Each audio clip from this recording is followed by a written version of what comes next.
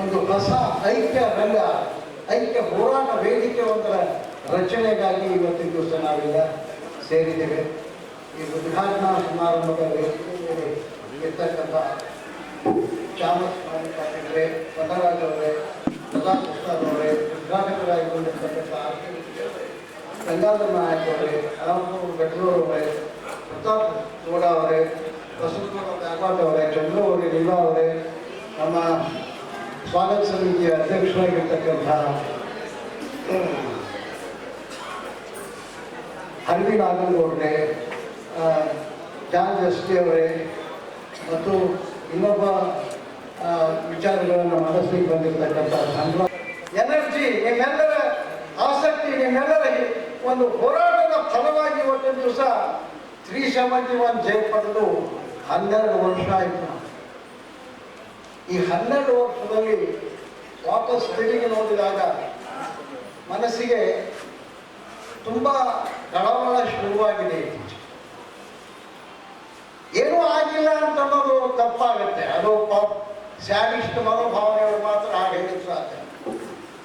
ಆದರೆ ತುಂಬ ಜನರಿಗೆ, ಸಾವಿರಾರು ಜನರಿಗೆ, ನಮ್ಮ ಅಂಕಿ ಸಂಖ್ಯೆಗಳು ಧನರಾಜ್ ಮತ್ತು ರಜಾಕ್ ಮತ್ತು ಅವ್ರಿಗೆ ಗೊತ್ತು, ಸಾವಿರಾರು ಜನರಿಗೆ, ಲಕ್ಷಾಂತರ ಜನರಿಗೆ engineering seat, medical seat, dental seat, ವೃತ್ತಿ ಶಿಕ್ಷಣದ ಎಲ್ಲ ಇದೇನೆಂದರೆ ಇದರಿಂದ ಸಿಕ್ಕಿದೆ.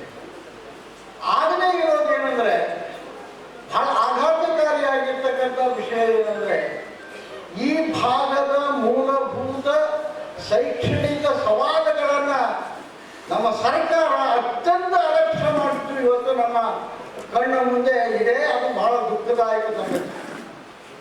ನಮ್ಮ ಹೈದರಾಬಾದ್ ಕರ್ನಾಟಕ ಭಾಗದಲ್ಲಿ 30,000ಕ್ಕಿಂತ ಹೆಚ್ಚು ಶಿಕ್ಷಕರ ಹುದ್ದೆಗಳು ಖಾಲಿ ಇವೆ.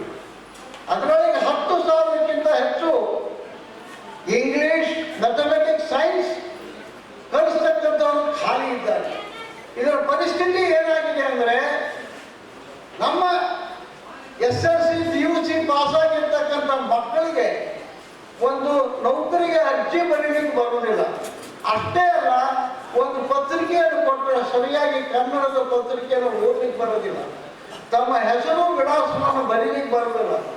ಅಂಥವರು ಹ್ಯಾಗೋ 10, 12 ಮಾರ್ಕ್ಸ್ ತಗೊಂಡವ್ರನ್ನ ಲಕ್ಷಗಟ್ಟಲೆ ವಿದ್ಯಾರ್ಥಿಗಳನ್ನು ಇವತ್ತು ಸರ್ಕಾರ ಪಾಸ್ ಮಾಡಿಬಿಟ್ಟಿದೆ. ಅವ್ರು ಪಾಸ್ ಆಗಿಲ್ಲ. ನಮ್ಮ ವಿದ್ಯಾರ್ಥಿಗಳು ಧಾರ್ಮಿಕರಂತಲ್ಲ, ನಮ್ಮ ವಿದ್ಯಾರ್ಥಿಗಳು ಅಯೋಗ್ಯರಂತಲ್ಲ. ಪ್ರಾಥಮಿಕ ಶಿಕ್ಷಣದಿಂದಲೇ ಶಿಕ್ಷಕರ ಕೊರತೆ ಎದುರಿಸ್ತಕ್ಕಂಥ ನಮ್ಮ ಭಾಗದ ಮಕ್ಕಳಿಗೆ ಒಂದು ವಿಷ ಮೂಡಿಸ್ತಕ್ಕಂಥ ಕೆಲಸ ಒಂದು 10-12 ವರ್ಷದಿಂದ ನಡೀತಾ ಇದೆ. ಇದು ಬಹಳ ಆಘಾತಕಾರಿಯಾದಂಥ ವಿಷಯ. ಇನ್ನೊಂದು, ನಮಗೆ 371 ಹೋರಾಟಕ್ಕಿಂತ ಮುಂಚೆ ನಮ್ಮೆಲ್ಲರ ಹೋರಾಟದ ಫಲವಾಗಿಯೇ ನಂಜುಂಡಪ್ಪ ಕಮಿಟಿ ಬಂದಿತ್ತು, ಹೈ ಪವರ್ ಕಮಿಟಿ. ಆ ಹೈ ಪವರ್ ಕಮಿಟಿ ವರದಿ ಪ್ರಕಾರ ಈ ಭಾಗದ ಅಭಿವೃದ್ಧಿ ಸಲುವಾಗಿ ಸಾವಿರಾರು ಕೋಟಿ ಖರ್ಚು ಮಾಡಿವೆ ಅಂತಕ್ಕಂಥದ್ದು ಮಾತಿದೆ. ಎಲ್ಲಿ ಬಂದಿರ್ತದೆ ಅಂದರೆ ಮೊನ್ನೆ ಗೋವಿಂದರಾವ್ ವರದಿ ನಮ್ಮ ಅಸೆಂಬ್ಲಿ ಒಳಗೆ ಪ್ರಸ್ತಾಪ ಆದಾಗ ಗೊತ್ತಾಗಿದೆ ಅಂದರೆ ನಮ್ಮ ಹೈದರಾಬಾದ್ ಕರ್ನಾಟಕದ ಹ್ಯೂಮನ್ ಡೆವಲಪ್ಮೆಂಟ್ ಇಂಡೆಕ್ಸ್ ಅಥವಾ ಮಾನವ ಅಭಿವೃದ್ಧಿ ಸೂಚ್ಯಾಂಕ ಏನಿದೆ, ಅದು ನಂಜುಂಡಪ್ಪ ವರದಿ ಬಂದಾಗ ಎಷ್ಟಿತ್ತು ಅಷ್ಟರೇ ಇರಬೇಕಾಗಿತ್ತು. ಅಷ್ಟು ಇಲ್ಲ. ಸಾವಿರಾರು ಕೋಟಿ ಖರ್ಚು ಮಾಡಿದ ಮೇಲೆ ನಮ್ಮ ಮಾನವ ಅಭಿವೃದ್ಧಿಯ ಸೂಚ್ಯಾಂಕ ಸ್ವಲ್ಪ ಮೇಲೆ ಹೋಗಬೇಕಾಗಿತ್ತು. ಅದು ಇಲ್ಲ. ಗೋವಿಂದರಾವ್ ವರದಿ ಆಧಾರದಲ್ಲಿ ನಮ್ಮ ಹ್ಯೂಮನ್ ಡೆವಲಪ್ಮೆಂಟ್ ಇಂಡೆಕ್ಸು ಪಾತಾಳಕ್ಕೆ ಕುಸಿದು ಹೋಗಿದೆ. 40 ತಾಲೂಕುಗಳ 50 ತಾಲೂಕುಗಳಲ್ಲಿ 40 ತಾಲೂಕುಗಳು ಅತ್ಯಂತ ಹಿಂದುಳಿದು ಅಂತಕ್ಕಂಥ ವರದಿ ಇವತ್ತು ಅದು ಬರ್ತಾ ಇದೆ. ಇದೆಲ್ಲ ಯಾಕಾಗ್ತದೆ ಅಂದರೆ ನಮ್ಮ ಜನಪ್ರತಿನಿಧಿಗಳಿಗೆ ಇನ್ನೂ 371 ಜೈದ ಅಧಿಕಾರ ಗೊತ್ತಿಲ್ಲ. ಇದನ್ನು ಹೆಂಗೆ ಬಳಕೆ ಮಾಡ್ಕೋಬೇಕಂತ ಗೊತ್ತಿಲ್ಲ. ಒಂದು ಸಣ್ಣ ಉದಾಹರಣೆ ಹೇಳೋದಾದ್ರೆ 2025-26 ಕರ್ನಾಟಕ ರಾಜ್ಯ ಸರ್ಕಾರ 5,000 ಕೋಟಿ ಹಣವನ್ನು ಬಿಡುಗಡೆ ಮಾಡಿದ್ದೇವೆ HKRDG ಅಂತೇಳಿ. ಆದರೆ ಅದೇ ಸರ್ಕಾರದ ಕಾರ್ಯದರ್ಶಿ HKRDG ಕಾರ್ಯದರ್ಶಿಗೆ ಅಧ್ಯಕ್ಷರಿಗೆ ಪತ್ರ ಬರೀತಾರೆ. ಅಧ್ಯಕ್ಷರವರಿಗೆ ಸ್ವಾಮಿ 5,000 ಕೋಟಿಯಲ್ಲಿ ಕೇವಲ 800 ಕೋಟಿಯಷ್ಟು ಮಾತ್ರ ಕ್ರಿಯಾ ಯೋಜನೆ ನೀವು ಮಾಡಿದ್ದೀರಿ, ಉಳಿದ ಹಣವನ್ನು ನೀವು ಬಳಸಿಕೊಂಡಿಲ್ಲ, ಇದು ಯಾಕೆ ಹೀಗೆ ಅಂತ ಹೇಳಿ ಅವರು ಕೇಳ್ತಾರೆ. ಅಂದ್ರೆ ಇದ್ದದ ಹಣವನ್ನು ಸರಿಯಾಗಿ ಬಳಸ್ತಕ್ಕಂಥ ಆಸಕ್ತಿ ಇವರಿಗೆ ಇದೆಯೋ ಇಲ್ಲೋ ಅನ್ನೋದನ್ನ ನಾವು ಇವತ್ತು ಖಚಿತವಾಗಿ ಕೇಳ್ತೇವೆ. ಇನ್ನೊಂದು ದೊಡ್ಡ ಆಘಾತಕಾರಿ ವಿಷಯ 2022-23ರಲ್ಲಿ ಒಂದು CAG ವರದಿ ಬಂದಿದೆ. ಆ CAG ವರದಿ ಪ್ರಕಾರ ಕಲ್ಯಾಣ ಕರ್ನಾಟಕ ಪ್ರದೇಶಾಭಿವೃದ್ಧಿ ಮಂಡಳಿ ಯಾವ ಉದ್ದೇಶಕ್ಕೆ ಸ್ಥಾಪನೆಯಾಗಿತ್ತು ಆ ಉದ್ದೇಶದಲ್ಲಿ 100ಕ್ಕೆ 100 ವಿಫಲವಾಗಿದೆ ಅಂತ ಹೇಳಿ CAG ವರದಿ ಬಂದಿದೆ. ಅಷ್ಟೇ ಅಲ್ಲ, 7,000 ಕೋಟಿಯಷ್ಟು ಅನುದಾನ ದುರುಪಯೋಗ ಆಗಿದೆ, ವ್ಯರ್ಥ ಆಗಿದೆ, ಅರಣ್ಯ ಕಾಮಗಾರಿ ಆಗಿದೆ, ಭ್ರಷ್ಟಾಚಾರ ಆಗಿದೆ, ಹೊಸ ದಿಲ್ಲು ಹಳೆ ಕಲ್ಲು ಆಗಿದೆ ಅಂತಕ್ಕಂಥ ಮಾತನ್ನ ಇವತ್ತು CAG ವರದಿ ಹೇಳ್ತಾರೆ. ಇಷ್ಟೆಲ್ಲ ಒಂದು ಕಡೆಗೆ ಆದರೆ ಇನ್ನೊಂದು ಕಡೆಗೆ ನಮ್ಮ ಹೈದರಾಬಾದ್ ಕರ್ನಾಟಕ ಭಾಗದ ಯಾವುದೇ ಪ್ರಾಥಮಿಕ ಆರೋಗ್ಯ ಕೇಂದ್ರದಲ್ಲಿ ವೈದ್ಯರಿಲ್ಲ, ನಮ್ಮ ಶಾಲೆಯಲ್ಲಿ ಶಿಕ್ಷಕರಿಲ್ಲ, ನಮ್ಮ ನಿರುದ್ಯೋಗಿ ವಿದ್ಯಾವಂತ ಯುವಕರಿಗೆ ಉದ್ಯೋಗಗಳಿಲ್ಲ. ಇದನ್ನೆಲ್ಲ ನೋಡಿಕೊಂಡು 371 ಹೋರಾಟ ಮಾಡಿದ್ವಿ. ಸನ್ಮಾನ್ಯ ವೈಶ್ವನಾಥ್ ಪಾಟೀಲ್ ಅವರ ನೇತೃತ್ವದಲ್ಲಿ ಅವರೇ ಕೊಟ್ಟ ಮಂತ್ರ ಅದು. ಅದನ್ನು ಹಿಡ್ಕೊಂಡು ಇಡೀ ಪ್ರದೇಶದಲ್ಲೆಲ್ಲ ನಾವು ಹೋರಾಟ ಮಾಡಿದ್ವಿ. ರಜಾಕ್ ಉಸ್ತಾದ್, ಮಲ್ಕಪ್ಪ ಪಾಟೀಲ್, ಮಹೇಶ್ ಕುಮಾರ್ ದೇಶಪಾಂಡೆ, ಸಂತೋಷ್ ದೇಶಪಾಂಡೆ, ಪ್ರಭು ಕಾರಟಗಿ ಇವರೆಲ್ಲರೂ ನಾವು ಕೊಪ್ಪಳದಿಂದ ಬೀದರ್ವರೆಗೂ ಬಹಳ ದೊಡ್ಡ ಜಾಥಾ ಮಾಡಿದ್ವಿ.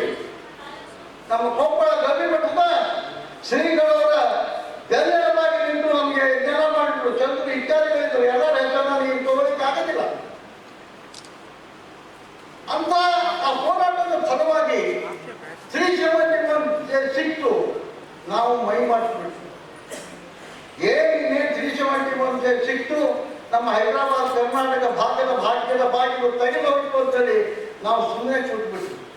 ಇವತ್ತು ನೋಡಿದ್ರೆ ನಮ್ಮ ಕಲ್ಯಾಣ ಕರ್ನಾಟಕ ಮಾನವ ಸೂಚಕದಲ್ಲಿ ಕುಸಿದದ್ದು ನೋಡಿದರೆ, ನಮ್ಮ ವಿದ್ಯಾರ್ಥಿಗಳಿಗೆ ಉದ್ಯೋಗ ಇಲ್ಲೇ ಇರೋದು ನೋಡಿದರೆ, ಹೈದರಾಬಾದ್ ಕರ್ನಾಟಕ ಭಾಗದಲ್ಲೇ 56,000ಕ್ಕೂ ಹೆಚ್ಚು ಸರ್ಕಾರಿ ಹುದ್ದೆಗಳ ಖಾಲಿ ಇಲ್ಲ.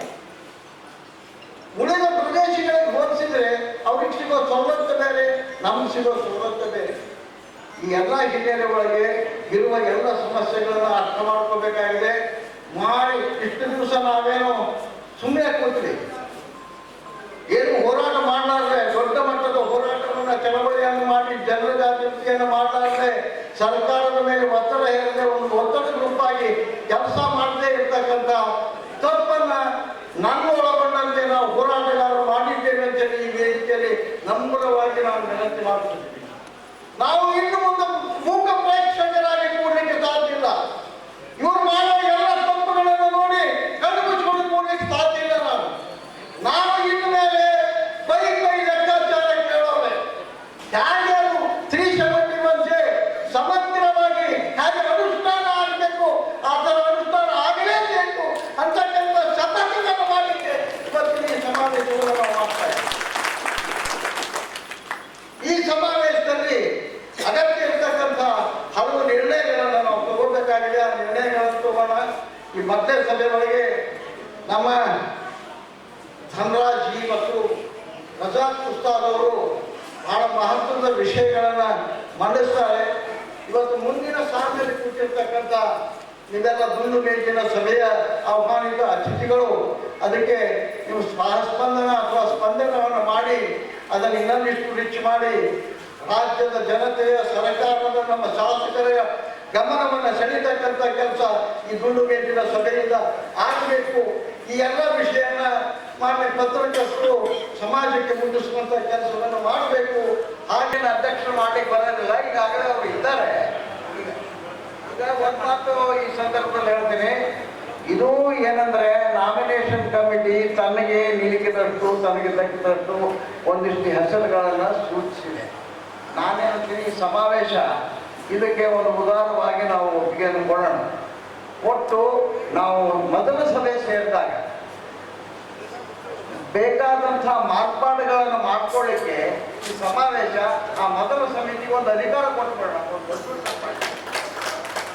ಇದೇ ಫೈನಲ್ ಅಂತ ಬೇಡ, ಮೊದಲ ಸಭೆ ಏನು ಸೇರ್ತದ ಹೈಪವರ್ ಕಮಿಟಿ ಮತ್ತು ಪದಾಧಿಕಾರಿಗಳ ಸಮಿತಿ ಇದರೊಳಗೆ ಮಾರ್ಪಾಡುಗಳನ್ನು ಮಾಡಲಿಕ್ಕೆ, ಅಧ್ಯಕ್ಷರನ್ನು ಚೇಂಜ್ ಮಾಡಲಿಕ್ಕೆ, ಉಪಾಧ್ಯಕ್ಷರನ್ನು ಚೇಂಜ್ ಮಾಡಲಿಕ್ಕೆ, ಇದನ್ನೆಲ್ಲ ಮಾಡಲಿಕ್ಕೆ ಇನ್ನೊಂದು ಹೀಗೆ.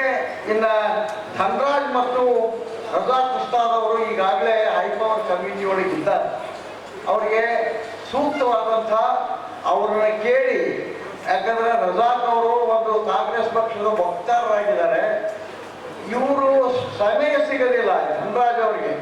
ಇಲ್ಲಿದ್ದರೆ ನಾನು ಇಲ್ಲಿ ಅವ್ರು ನೇರವಾಗಿ ಕೇಳ್ತಿದ್ದೆ, ಅವರಿಬ್ಬರು ಇಲ್ಲಿ ಕಾಣ್ತಾ ಇಲ್ಲ. 10 ಸರ್ತಿ ಫೋನ್ ಮಾಡಿದ್ರು ಸಿಗೋದಿಲ್ಲ. ಅವರು ರಾಷ್ಟ್ರ ಮಟ್ಟದ ಅಂತಾರಾಷ್ಟ್ರ ಮಟ್ಟದಲ್ಲಿ ತಿರುಗಾಡೋ ಮಂದಿ. ಹೀಗಾಗಿ ಅವ್ರನ್ನ ಕೇಳಿ, ಅವ್ರು ಏನು ಕೇಳ್ತಾರೆ ಪರಸ್ತೀನಿ ಅವರೇ, ಅವ್ರು ಕೇಳಿದ್ರೆ ಕೊಡಕ್ತಾ ಇರೋದು. ಅವ್ರ ಬಗ್ಗೆ ಅಪಾರವಾದಂಥ ಪ್ರೀತಿ ವಿಶ್ವಾಸ ಇದೆ ನಮಗೆ. ಅವ್ರು ಏನು ಕೇಳ್ತಾರೆ ಅದನ್ನು ಕೊಡ್ತೀವಿ ನಾವು. ದಯವಿಟ್ಟು ಅದನ್ನು ದೊಡ್ಡ ಇಶ್ಯೂ ಮಾಡಬೇಡ್ರಿ, ಅವರಿಂದ ನಾವು ದೂರ ಇಟ್ಟು. ಇನ್ನು ಮಹೇಶ್ ಅವರ ಹೆಸರು, ಇನ್ನೊಬ್ಬರ ಹೆಸರು, ಜನ ಹೆಸರಿಲ್ಲ. ಮೊದಲ ಸಭೆಯೊಳಗೆ ಸ್ವಲ್ಪ ಸರಿ ಮಾಡಿಕೊಂಡು ಅದನ್ನು ಸರಿ ಮಾಡಲಿಕ್ಕೆ ನೀವೆಲ್ಲ ಒಪ್ಪಿಗೆ ಕೊಡಬೇಕು. ಜೋರಾದ ಚಪ್ಪಾಳೆಯೊಂದಿಗೆ ಈ ಸಮಿತಿಗೆ ಕೊಟ್ಟರೆ